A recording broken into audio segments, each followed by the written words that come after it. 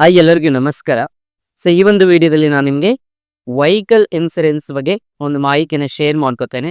Vehicle insurance ಅನ್ನ ಯಾವ ತರ CSC ಲಿ ನೋಂದಣಿ ಮಾಡಬೇಕು ಹಾಗೂ ವೆಹಿಕಲ್ ಇನ್ಸೂರೆನ್ಸ್ ಅಂದ್ರೇನು, ಅದು ಯಾವ ತರ ಯಾರಿಗೆಲ್ಲ ನೋಂದಣಿ ಮಾಡ್ಬೋದು ಅಂತ ಈ ಒಂದು ವಿಡಿಯೋದಲ್ಲಿ ತಿಳಿಸ್ಕೊಡ್ತೇನೆ.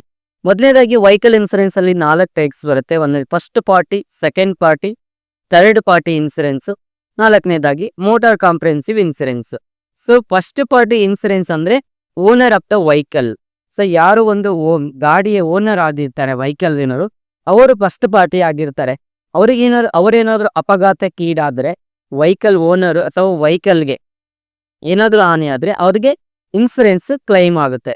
ಇನ್ ಸೆಕೆಂಡ್ ಪಾರ್ಟಿ ಬಂದ್ರೆ, ಸೆಕೆಂಡ್ ಪಾರ್ಟಿ ಅಂದ್ರೆ ಆ ಒಂದು ವ್ಯಕ್ತಿ ಒಂದು ಕಂಪ್ನಿಲಿ ಇನ್ಸೂರೆನ್ಸ್ ಏನ್ ಮಾಡ್ತೇವೆ, ಅದಕ್ಕೆ ನಾವು ಸೆಕೆಂಡ್ ಪಾರ್ಟಿ ಅಂತ ಕರಿತೇವೆ. ಮೂರನೇದಾಗಿ third party insurance. Third party insurance ಅಂದ್ರೆ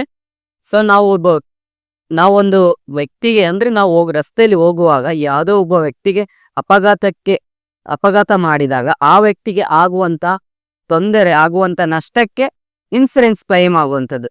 ನಿಮ್ಗೆ ಯಾವುದೇ ತರ ಥರ್ಡ್ ಪಾರ್ಟಿಲಿ ನಿಮ್ಗೆ ಆಗ್ಲಿ ನಿಮ್ಮ ವೆಹಿಕಲ್ಗಾಗ್ಲಿ ಯಾವುದೇ ತರ ಇನ್ಸೂರೆನ್ಸ್ ಕ್ಲೈಮ್ ಆಗಲ್ಲ. ಮೂರನೇ ವ್ಯಕ್ತಿ ಅಂದ್ರೆ ನೀವು ಯಾರಿಗೆ ಅಪಘಾತಕ್ಕೆ ಈಡಾಗಿರ್ತೀರೋ, ಅಪಘಾತ ಮಾಡಿರ್ತೀರ ಆ ವ್ಯಕ್ತಿಗೆ ಇನ್ಸೂರೆನ್ಸ್ ಕ್ಲೈಮ್ ಆಗುತ್ತೆ. ಇದು third party insurance. Third party insurance ಹೆಸರಲ್ಲೇ ಇದೆ. ಥರ್ಡ್ ಪಾರ್ಟಿ ಅಂದ್ರೆ ಮೂರನೇ ವ್ಯಕ್ತಿಗೆ ಈ ಒಂದು ಇನ್ಸೂರೆನ್ಸ್ ಕ್ಲೈಮ್ ಆಗುತ್ತೆ. ನಾಲ್ಕನೇದು ಬಂದು ಮೋಟಾರ್ ಕಾಂಪ್ರಿಹೆನ್ಸಿವ್ ಇನ್ಸೂರೆನ್ಸ್.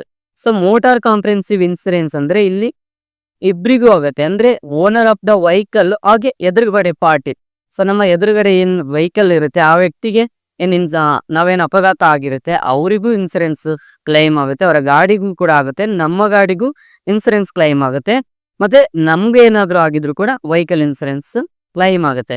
ಎಕ್ಸಾಂಪಲ್ ಏನಂದ್ರೆ, ಫಾರ್ ಎಕ್ಸಾಂಪಲ್ ನನ್ನ ರಸ್ತೆಯಲ್ಲಿ ಹೋಗುವಾಗ ಯಾವುದೋ ಒಬ್ಬ ವ್ಯಕ್ತಿಗೆ ಗಾಡಿ ಏನಾದ್ರು ಡ್ಯಾಮೇಜ್ ಅಂದ್ರೆ ಆಕ್ಸಿಡೆಂಟ್ ಆಯ್ತು. ಆಕ್ಸಿಡೆಂಟ್ ಆದಾಗ ಅಲ್ಲಿ ಏನಾದ್ರು ಡ್ಯಾಮೇಜ್, ಆ ವೆಹಿಕಲ್ಗೆ ಡ್ಯಾಮೇಜ್ ಆಯ್ತು, ಅದು ಅವ್ರಿಗೆ ಏನಾದ್ರು ಆಯ್ತು, ಹಾಗೂ ನನ್ನ ವೆಹಿಕಲ್ಗೂ ಮತ್ತೆ ನನಗೇನಾದ್ರು ಆದ್ರೆ ನನಗೂ ಕ್ಲೈಮ್ ಆಗುತ್ತೆ, ನನ್ನ ಗಾಡಿಗೂ ಕೂಡ ಇನ್ಸೂರೆನ್ಸ್ ಕ್ಲೈಮ್ ಆಗುತ್ತೆ. ಹಾಗೂ ಎದುರುಗಡೆ ಇರುವಂತ ಪಾರ್ಟಿಗೆ ಕೂಡ ಅವನಿಗೂ ಇನ್ಸೂರೆನ್ಸ್ ಕ್ಲೈಮ್ ಆಗುತ್ತೆ, ಅವನ ಗಾಡಿಗೂ ಕೂಡ ವೆಹಿಕಲ್ ಇನ್ಸೂರೆನ್ಸ್ ಕ್ಲೈಮ್ ಆಗುತ್ತೆ ಡ್ಯಾಮೇಜಿಗೆ. ಇದರಲ್ಲಿ ಇದು ಮೋಟಾರ್ ಕಾಂಪ್ರಿಹೆನ್ಸಿವ್ ಇನ್ಸೂರೆನ್ಸ್. ಇದು ದಯವಿಟ್ಟು ಎಲ್ಲ ಮೋಟಾರ್ ಕಾಂಪ್ರಿಹೆನ್ಸಿವ್ ಇನ್ಸೂರೆನ್ಸ್ ಅನ್ನೇ ಮಾಡಿಸಿದ್ದು ಬೆಟರ್ ಅಂತ. ಇನ್ನು ಇದರಲ್ಲಿ ವೆಹಿಕಲ್ ಇನ್ಸೂರೆನ್ಸ್ ಅಲ್ಲಿ 3 ತರ ಇದೆ. ಒಂದು ಬೈಕ್ ಇನ್ಸೂರೆನ್ಸ್ ಮಾಡ್ಬೋದು, ಮತ್ತೆ 2 wheeler insurance, private car insurance, ಮೂರನೇದು ಕಮರ್ಷಿಯಲ್ ಇನ್ಸೂರೆನ್ಸ್. ಬೈಕ್ ಇನ್ಸೂರೆನ್ಸ್ ಅನ್ನ ಮಾಡ್ಬೋದು, ಮತ್ತೆ ಪ್ರೈವೇಟ್ ಕಾರ್ಸ್ ಇನ್ಸೂರೆನ್ಸ್ ಅನ್ನ ಮಾಡ್ಬೋದು. ಗೂಡ್ಸ್ ಅಂದ್ರೆ ಈಗ ಗೂಡ್ಸ್ ಆಗಿರ್ಬೋದು, ಈಗ ಟ್ರ್ಯಾಕ್ಟರ್ಸ್ ಆಗಿರ್ಬೋದು.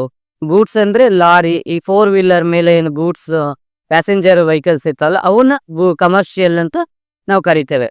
ಈ 3 ಇನ್ಸೂರೆನ್ಸ್ಗಳನ್ನ ನಾವು CSC ಯಾವ ತರ ರಿಜಿಸ್ಟ್ರೇಷನ್ ಮಾಡಬೇಕು ಅಂತ ಈ ಒಂದು ವಿಡಿಯೋದಲ್ಲಿ ತಿಳಿಸ್ಕೊಡ್ತೇನೆ. ಮೊದಲನೇದಾಗಿ ನೀವು CSC ಲಾಗಿನ್ ಆಗಿ,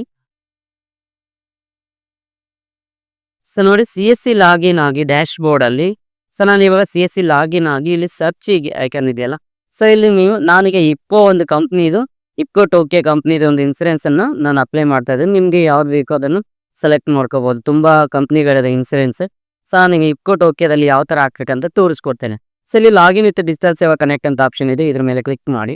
ಇಲ್ಲಿ ಮೋಟಾರ್ ಕಾಂಪ್ರಿಹೆನ್ಸಿವ್ ಇದೆ, ಮತ್ತೆ ಥರ್ಡ್ ಪಾರ್ಟಿ ಇನ್ಸೂರೆನ್ಸ್ ಇದೆ. ನಾನೀಗ ಮೋಟಾರ್ ಕಾಂಪ್ರಿಹೆನ್ಸಿವ್ ಇನ್ಸೂರೆನ್ಸ್ ಅನ್ನ ಅಪ್ಲೈ ಮಾಡ್ತೇನೆ. ನಾನು ಈಗಾಗಲೇ ಇದ್ರ ಬಗ್ಗೆ ಹೇಳಿದ್ದೇನೆ. ಇದರಲ್ಲಿ ನಾನು ಬೈಕ್ ಇನ್ಸೂರೆನ್ಸ್ ಅಪ್ಲೈ ಮಾಡ್ತಾ ಇದ್ದೇನೆ. ನೋಡಿ ಇಲ್ಲಿ ರಿಜಿಸ್ಟ್ರೇಷನ್ ನಂಬರ್ ಇದೆಯಲ್ಲ, ರಿಜಿಸ್ಟ್ರೇಷನ್ ನಂಬರ್ ಅಂದ್ರೆ ಯಾವ ಒಂದು ಇನ್ಸೂರೆನ್ಸ್ ಮಾಡ್ತಾ ಇದ್ದೆ ಆ ವ್ಯಕ್ತಿಯ ಬೈಕಿದ ಗಾಡಿ ನಂಬರ್ ಹಾಕ್ಬೇಕಾಗತ್ತೆ. ನೀವು ಗಾಡಿ ವೆಹಿಕಲ್ ನಂಬರ್ ಹಾಕಿದ್ರೆ ಸಾಕು, ನಿಮ್ಗೆ ಡಾಟಾ ಎಲ್ಲ ಆಟೋ ಕ್ಯಾಪ್ಚರ್ ಆಗುತ್ತೆ. ಇಲ್ಲಿ ಪಾಲಿಸಿ ಟೈಪ್ ಅಂತ ಆಪ್ಷನ್ ಇದೆ. ಪಾಲಿಸಿ ಟೈಪ್ ಕಾಂಪ್ರಿಹೆನ್ಸಿವ್ ಸೆಲೆಕ್ಟ್ ಮಾಡಬೇಕು. ನೆಕ್ಸ್ಟ್ ಅಲ್ಲೆಲ್ಲ ಆಟೋ ಬಂದಿದೆ, ಇನ್ಸೂರೆನ್ಸ್ ಟೈಪ್ ಇದೆ, registration state, registration city, manufacture, model ಕೂಡ ಇದೆ. ನೆಕ್ಸ್ಟ್ ವೇರಿಯಂಟ್ ಕೂಡ ಇದೆ. ನಿಮಗೆ CC ಇದೆ, ಡಿಪೆಂಡ್ ಅಪಾನ್ ಪ್ರೀಮಿಯಮ್. CC ಮೇಲೆ ಹೋಗುತ್ತೆ, CC ಜಾಸ್ತಿ ಇದ್ರೆ ಪ್ರೀಮಿಯಮ್ ಜಾಸ್ತಿ ಆಗುತ್ತೆ.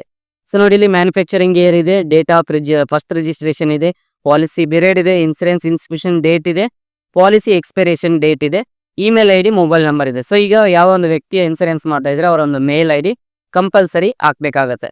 ಸೊ ಅವರ ಒಂದು ಮೇಲ್ ಐ ಡಿ ಹಾಕಿ, ಹಾಗೆ ಅವರ ಒಂದು ಮೊಬೈಲ್ ನಂಬರನ್ನು ಎಂಟರ್ ಮಾಡಬೇಕು. ಸೊ ಎಂಟರ್ ಮಾಡಿ ನೆಕ್ಸ್ಟ್ ಇಲ್ಲಿ ನೋಡಿ ಪ್ರೀವಿಯಸ್ ಇನ್ಸೂರೆನ್ಸ್ ಡೀಟೇಲ್ಸ್ ಇದೆ. ಅಂದರೆ ನೀವು ಹಿಂದುಗಡೆ ಈ ಹಿಂದೆ ಏನಾದರೂ ಇನ್ಸೂರೆನ್ಸ್ ಮಾಡಿಸಿದ್ದಿತ್ತು ಅಂದರೆ ಆ ಒಂದು ಕಂಪ್ನಿದು ಹಾಕ್ಬೇಕಾಗತ್ತೆ, ಇಲ್ಲಿ ಸೆಲೆಕ್ಟ್ ಮಾಡಬೇಕಾಗತ್ತೆ. ಯಾವುದು ಮಾಡಿಲ್ಲ ಅಂದರೆ ಯಾವುದಾದ್ರೂ ಒಂದು ಸೆಲೆಕ್ಟ್ ಮಾಡ್ಬೋದು. ಸೊ ಸೆಲೆಕ್ಟ್ ಮಾಡಿ ದಿ ಪ್ರೀವಿಯಸ್ ಪಾಲಿಸಿ ನಂಬರ್ ಅಂತ ಇದೆ. ಸೊ ನಿಮಗೆ ಒಂದು ಪಾಲಿಸಿ ನಂಬರನ್ನು ಹಾಕಬೇಕಾಗತ್ತೆ. ಹಿಂದೆ ಇದ್ದರೆ ಅದನ್ನು ಹಾಕಿ, ಇದ್ದಿದ್ದಿಲ್ಲ ಅಂದರೆ ನೀವು ಒಂದು 9 ನಂಬರನ್ನು ಟೈಪ್ ಮಾಡಿ. ಸೊ ನೆಕ್ಸ್ಟ್ ಇಲ್ಲಿ ಪಾಲಿಸಿ ಎಕ್ಸ್ಪೈರಿ ಡೇಟ್ ಅಂತ ಇದೆ. ಸೊ ಪಾಲಿಸಿ ಎಕ್ಸ್ಪೈರಿ ಡೇಟ್ ಅಂದರೆ ಈಗ ಒಂದು ಇನ್ಸೂರೆನ್ಸ್ ಮಾಡ್ತಾ ಇದ್ದು ಅಂದರೆ 90 ದಿನಗಳಾಗಿರಬೇಕು. ಸೊ ನಾನೀಗ ಇವತ್ತು ಮಾಡ್ತಾ ಇದ್ದೀನಿ ಅಂದರೆ ಈ ಹಿಂದೆ 90 ದಿನಗಳ ಹಿಂದೆನ ಡೇಟನ್ನು ಸೆಲೆಕ್ಟ್ ಮಾಡ್ಕೋಬೇಕಾಗುತ್ತೆ. ಸೊ ನಾನು ಇವತ್ತಿಂದ 90 ಡೇಸ್ ಬ್ಯಾಕ್ ಡೇಟನ್ನು ಸೆಲೆಕ್ಟ್ ಮಾಡ್ಕೊತಾ ಇದ್ದೀನಿ. Is there any claim previous policy yes ಇದ್ದರೆ ಎಸ್ ಕೊಡಿ, ಇಲ್ಲ ಅಂದರೆ ನೋ ಇದ್ದರೆ ನೋ ಕೊಟ್ಟು ಕ್ಯಾಲ್ಕುಲೇಟ್ ಪ್ರೀಮಿಯಂ ಮೇಲೆ ಕ್ಲಿಕ್ ಮಾಡಬೇಕಾಗುತ್ತೆ. ಸೊ ನೋಡಿ ಇಲ್ಲಿ ಪ್ರೀಮಿಯಂ ಕ್ಲಿಕ್ ಮಾಡಿದ ತಕ್ಷಣ ನಿಮಗೆ net premium payable amount show ಆಗ್ತಾ ಇದೆ, ಎಷ್ಟು ಅಮೌಂಟು ಪೇಯೇಬಲ್ ಪ್ರೀಮಿಯಂ ಪೇ ಮಾಡಬೇಕಂತ. ನಂತರ ಇಲ್ಲಿ ನೋಡಿ ಅದಕ್ಕಿಂತ ವೆಹಿಕಲ್ ವ್ಯಾಲ್ಯೂ IDV ಅಂತ ಇದೆ, ಅದ್ರ ಬಗ್ಗೆ ನಾನು ಹೇಳ್ತೇನೆ. ಸೊ ನೋಡಿ ಅದು ಕೊಟ್ಟಾದ ಮೇಲೆ ನಮಗೆ ನೆಕ್ಸ್ಟ್ ಪೇಜ್ ಓಪನ್ ಆಗುತ್ತೆ. ಈ ಒಂದು ಪೇಜಲ್ಲಿ ವ್ಯಾಲ್ಯೂ ಆಫ್ ಎಲೆಕ್ಟ್ರಿಕಲ್ ಆಕ್ಸೆಸರೀಸ್ ಅದೇನು ಹಾಕಕ್ಕೆ ಹೋಗಬೇಡಿ. DL ಇದೆ ಅಂತ ಹೇಳ್ತಿದ್ದಾರೆ, ಎಸ್ ಅಂತ ಕೊಡಿ, yes. Next do you want to take a PA owner driver coverage, yes ಕೊಡಿ.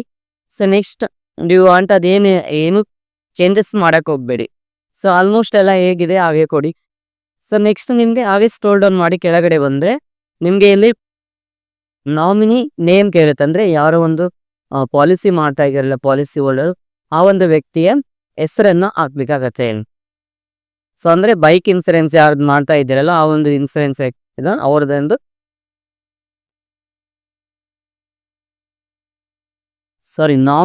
Nominee details. ಅಂದರೆ ನಾವೊಂದು ಯಾರ್ದು ನಾವು ಬೈಕ್ ಇನ್ಸೂರೆನ್ಸ್ ಮಾಡ್ತೀವಿ ಅವರ ನಾಮಿನಿ ನೇಮ್ ಹಾಕ್ಬೇಕು. ಸೊ ನಾಮಿನಿ ನೇಮ್ ಹಾಕಿ ಅವರ ರಿಲೇಷನ್ ನಾಮಿನಿ ಅವ್ರಿಗೆ ಏನಾಗಬೇಕು ಅದನ್ನು ಸೆಲೆಕ್ಟ್ ಮಾಡಬೇಕಾಗತ್ತೆ. ಸೊ ನೆಕ್ಸ್ಟ್ ಇಲ್ಲಿ ನೆಕ್ಸ್ಟ್ ಕೊಟ್ಟಾಗ ಇಲ್ಲಿ ನಮಗೆ ನೆಟ್ ಪ್ರೀಮಿಯಂ ಪೇಯೇಬಲ್ ಬಂದಿದೆ. ಸೊ ಹಾಗೆ ಪ್ರೊಸೀಡ್ ಕೊಡಬೇಕು. ಸೊ ಪ್ರೊಸೀಡ್ ಕೊಟ್ಟ ನಂತರ ನಿಮಗೆ ನೆಕ್ಸ್ಟ್ ಸರ್ಚ್ KYC. ಸೊ KYCಲಿ ಇಲ್ಲಿ ಇಂಡಿವಿಜುವಲ್ ಅಂತ ತಗೋಬೇಕು, ಡಾಕ್ಯುಮೆಂಟ್ ಟೈಪು ಆಧಾರನ ತಗೊಳ್ಳಿ. Next date of birth. So ನಿಮ್ಮ ಡೇಟ್ ಆಫ್ ಬರ್ತನ್ನು ಎಂಟರ್ ಮಾಡಿ. So date of birth enter ಮಾಡಿದ್ಮೇಲೆ ಡಾಕ್ಯುಮೆಂಟ್ ನಂಬರ್, ನಾವು ಅಂದರೆ ಡಾಕ್ಯುಮೆಂಟ್ ಟೈಪ್ ಆಧಾರ್ ಸೆಲೆಕ್ಟ್ ಮಾಡಿದ್ದೀವಿ ಅಂದರೆ ಆಧಾರ್ ಕಾರ್ಡಲ್ಲಿ ನಿಮ್ಮ ಆಧಾರ್ ಕಾರ್ಡಲ್ಲಿ 4 ಲಾಸ್ಟ್ 4 ನಂಬರನ್ನು ಹಾಕಬೇಕು. ಸೊ ನೆಕ್ಸ್ಟ್ ಪಾಲಿಸಿ ಯಾರು ಮಾಡ್ತಾಯಿದ್ರೆ ಅವರ ಹೆಸರು, ಜೆಂಡರನ್ನು ಸೆಲೆಕ್ಟ್ ಮಾಡಿ ಸಬ್ಮಿಟ್ ಕೊಡಬೇಕು. ಸೊ ಒಂದು ವೇಳೆ ನಿಮಗೆ ಲಾಸ್ಟ್ ನೇಮ್ ಏನಾದರೂ ಕೇಳ್ತಿದ್ರೆ ಮಿಸ್ಟರ್ ಅಂತ ಹಾಕಿ. ಸೊ ನೋಡಿ ನೋ KYC ರೆಕಾರ್ಡ್ಸ್ ಫೌಂಡ್ ಅಂತ ಬಂದಿದೆ, ಇಲ್ಲಿ ಕ್ರಿಯೇಟ್ ನ್ಯೂ ಪಾಲಿಸಿ ಅಂತ ಕ್ಲಿಕ್ ಇದೆಯಲ್ಲ ಅದನ್ನು ಕ್ಲಿಕ್ ಮಾಡಿ. ಸೊ ನಂತರ ನಿಮಗೆ ಕ್ರಿಯೇಟ್ KYC ಬಂದಿದೆ, ಇಲ್ಲಿ ರಿಲೇಷನ್ ಅಂತ ಆಪ್ಷನ್ ಇದೆ. ಸೊ ಇಲ್ಲಿ ನಾವು ಯಾರ್ದು ನಾಮಿನಿ ತೊಗೊಂಡಿದ್ದೀವಲ್ಲ ಆ ನಾಮಿನಿ ರಿಲೇಷನ್ ಹಾಕಬೇಕಾಗುತ್ತೆ. ನೆಕ್ಸ್ಟ್ ಅವರು ನಾಮಿನಿ ನೇಮನ್ನು ಹಾಕಬೇಕು. ಸೊ ನಾಮಿನಿ ನೇಮ್ ಹಾಕಿದ್ಮೇಲೆ ಆಲ್ರೆಡಿ ನಾವು ಯಾವೊಂದು ವ್ಯಕ್ತಿಗೂ ಬೈಕ್ ಇನ್ಸೂರೆನ್ಸ್ ಮಾಡ್ತೀವಿ ಅವರು first name last name already ಬಂದಿರುತ್ತೆ, ನಾಮಿನಿದಷ್ಟೇ ಡೀಟೇಲ್ಸ್ ಹಾಕಬೇಕಾಗಿರುತ್ತೆ. ಪರ್ಮನೆಂಟ್ ಅಡ್ರೆಸ್ಸನ್ನು ಹಾಕಿ, ಪಿನ್ ಕೋಡ್ ಹಾಕಿ, ನೆಕ್ಸ್ಟ್ ಲೊಕ್ಯಾಲಿಟಿ ಆಲ್ಮೋಸ್ಟ್ ಆಟೋ ಬಂದಿರುತ್ತೆ ಅದನ್ನು ಸೆಲೆಕ್ಟ್ ಮಾಡಿಕೊಳ್ಳು. ನೆಕ್ಸ್ಟ್ ಐಡೆಂಟಿಟಿ ಪ್ರೂಫ್ ಫಾರಮ್ 16 ತಗೊಳ್ಳಿ. ನೆಕ್ಸ್ಟ್ ಇಲ್ಲಿ ಡಾಕ್ಯುಮೆಂಟ್ ಆಧಾರ್ ಕಾರ್ಡ್ ಸೆಲೆಕ್ಟ್ ಮಾಡಿದ್ರೆ 4 ನಂಬರ್ ಲಾಸ್ಟ್ 4 ನಂಬರನ್ನು ಹಾಕಿ, ಇಲ್ಲಿ ಐಡೆಂಟಿಟಿ ಪ್ರೂಫ್ ನಂಬರ್ ಅಂತ ಇದೆ. ಸೊ NA ಕೊಡಿ ಅಂತ ಕ್ಲಿಕ್ ಹಾಕಿ. ನೆಕ್ಸ್ಟ್ ಇಲ್ಲಿ ಅಡ್ರೆಸ್ ಪ್ರೂಫ್ ಫೈಲ್. ಸೊ ಇಲ್ಲಿ ನಾವು ಆಧಾರ್ ಕಾರ್ಡನ್ನು ಸೆಲೆಕ್ಟ್ ಮಾಡೋದ್ರಿಂದ ಆಧಾರ್ ಕಾರ್ಡನ್ನು ಅಪ್ಲೋಡ್ ಮಾಡಬೇಕಾಗುತ್ತೆ JPG ಫೈಲ್. ಸೊ ಆಧಾರ್ ಕಾರ್ಡನ್ನು ಡಾಕ್ಯುಮೆಂಟ್ಸ್ ಫೈಲ್ ಅಪ್ಲೋಡ್ ಮಾಡಬೇಕು. ಸೊ ನನಗೆ ಆಧಾರ್ ಕಾರ್ಡ್ ಅಪ್ಲೋಡ್ ಮಾಡಿದ್ದೇನೆ. ಇಲ್ಲಿ ಐಡೆಂಟಿಟಿ ಪ್ರೂಫ್ ಫೈಲು ಕೂಡ ನಾನು ಆಧಾರ್ ಕಾರ್ಡನ್ನು ಸೆಲೆಕ್ಟ್ ಮಾಡಿದ್ದೇನೆ, ಹಾಗಾಗಿ ಆಧಾರ್ ಕಾರ್ಡನ್ನು ಸೆಲೆಕ್ಟ್ ಮಾಡಿ. ನೀವು ಯಾವ ಒಂದು ಡಾಕ್ಯುಮೆಂಟ್ಸನ್ನು ಸೆಲೆಕ್ಟ್ ಮಾಡ್ತೀರ ಅದನ್ನು ಹಾಕಬೇಕಾಗುತ್ತೆ. ಇಲ್ಲಿ ಅಪ್ಲೋಡ್ ಫೋಟೋಗ್ರಾಫ್ ಅಂತ ಇದೆ. ಸೊ ನೀವು ಯಾವುದಾದ್ರೂ ಒಂದು ಡಮ್ಮಿ ಫೋಟೋನ ಅಪ್ಲೋಡ್ ಮಾಡ್ಬೋದು. ಸೊ ಓಪನ್ ಅಂತ ಕ್ಲಿಕ್ ಮಾಡಿ ಸಬ್ಮಿಟ್ ಕೊಡಿ.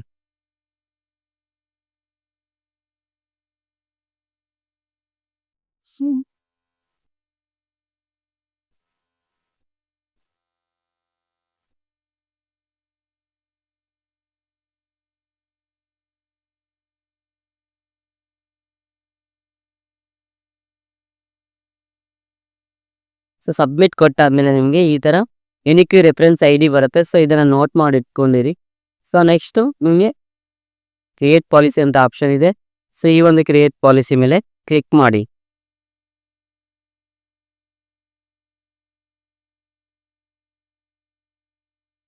ಸೊ ಕ್ರಿಯೇಟ್ ಪಾಲಿಸಿ ಮೇಲೆ ಕ್ಲಿಕ್ ಮಾಡಿ. ಅದನ್ನು ಬೇಕಾದರೆ ನೋಟ್ ಮಾಡಿ ಇಟ್ಕೋಬೋದು ಅಷ್ಟೇ. ನಂತರ ನಿಮಗೆ ಇಲ್ಲಿ 2 wheeler policy, so coverages OD premium ಮತ್ತು TP ಪ್ರೀಮಿಯಮ್ ಮತ್ತು ವ್ಯಾಲ್ಯೂ ಆಟೋ ಪ್ರೀಮಿಯಮ್ ಅಂತ ಇದೆ. ಇದನ್ನು ನೋಡಿ, ಸೊ ನೋಡಿಕೊಂಡು ಟೋಟಲ್ ಪ್ರೀಮಿಯಂ ಅಮೌಂಟ್ ಇರುತ್ತೆ ಇಲ್ಲಿ. So next net premium payable ಎಷ್ಟಿದೆ ಅದು ಶೋ ಆಗ್ತಾ ಇದೆ. ಸೊ ನೆಕ್ಸ್ಟ್ ಇಲ್ಲಿ ಬೈ ಆನ್ಲೈನ್ ಅಂತ ಆಪ್ಷನ್ ಇದೆ. ಈ ಒಂದು ಆಪ್ಷನ್ ಮೇಲೆ ಕ್ಲಿಕ್ ಮಾಡಿ. ಸೊ ನೀವು ಒಂದು ವೇಳೆ ಏನಾದರೂ ರಾಂಗ್ ಎಂಟ್ರಿ ಮಾಡಿದ್ರೆ ಬ್ಯಾಕ್ ಅಂತ ಆಪ್ಷನ್ ಇದೆ, ಅದರ ಮೇಲೆ ಕ್ಲಿಕ್ ಮಾಡಿ ನೀವು ಬ್ಯಾಕ್ ಹೋಗಬೇಕಾಗತ್ತೆ. ಮೇಲ್ಗಡೆ ನೀವು ಪೇಜಲ್ಲಿ ನೀವು ಬ್ಯಾಕ್ವರ್ಡ್ ಫಾರ್ವರ್ಡ್ ಮಾಡಿದ್ರೆ ಯಾವುದೇ ಕಾರಣಕ್ಕೂ ಅದು ಬ್ಯಾಕ್ವರ್ಡ್ ಆಗಲ್ಲ, ಕ್ಯಾನ್ಸಲ್ ಆಗುತ್ತೆ.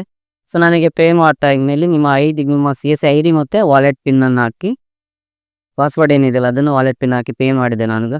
ಇಲ್ಲಿ policy successfully created, your transaction details R as follows. So policy premium paid amount ಎಷ್ಟು ಇದೆ ಅದನ್ನು ಶೋ ಆಗ್ತಾ ಇದೆ. ಟ್ರಾನ್ಸಾಕ್ಷನ್ ರೆಫರೆನ್ಸ್ ನಂಬರ್ ಇದೆ, ನೆಕ್ಸ್ಟ್ ಪಾಲಿಸಿ ನಂಬರ್ ಇದೆ. ಸೊ ನಿಮಗೆ ಈ ಒಂದು ಪಾಲಿಸಿಗೂ PDF ಏನಾಗಿರುತ್ತೆ ಅಂದರೆ ನೀವು ಒಂದು ಕೊಟ್ಟಿರುವಂಥ ಇಮೇಲಿಗೆ ಸೆಂಡ್ ಆಗಿರುತ್ತೆ. ಸೊ ಪಾಲಿಸಿ ನಂಬರ್ ಇದೆಯಲ್ಲ, ಈ ನಂಬರನ್ನು ಇಟ್ಕೊಳ್ಳಿ, ಸೊ ನೋಟ್ ಮಾಡ್ಕೊಳ್ಳಿ. ಸೊ ನೋಡಿ the electronic version of the policy will be send to the email ID. So ನಾವು ಕೊಟ್ಟಿರುವಂಥ ಇಮೇಲ್ ಐಡಿಗೆ ಸೆಂಡ್ ಆಗಿರುತ್ತೆ. ಸೊ ಆ ಇಮೇಲಲ್ಲಿ ಹೋಗಿ ನಾವು PDF ಅನ್ನು ಡೌನ್ಲೋಡ್ ಮಾಡಿಕೊಂಡು ಪ್ರಿಂಟನ್ನು ತಗೋಬೋದು. ಸೊ ಈ ಒಂದು ಮಾಹಿತಿ ನಿಮಗೆಲ್ಲ ಅರ್ಥ ಆಗಿದೆ ಅಂತ ನಾನು ಭಾವಿಸ್ತೇನೆ. ದಯವಿಟ್ಟು ಅರ್ಥ ಆಗಿತ್ತಂದರೆ ದಯವಿಟ್ಟು ಶೇರ್ ಮಾಡಿ ಅಂತ ಹೇಳ್ತಾ, ವಿಡಿಯೋ ಇಷ್ಟ ಆದರೆ ಲೈಕ್ ಮಾಡಿ, ಇಷ್ಟ ಆಗದೆ ಇದ್ದರೆ ಡಿಸ್ಲೈಕ್ ಮಾಡಿ. Thank you.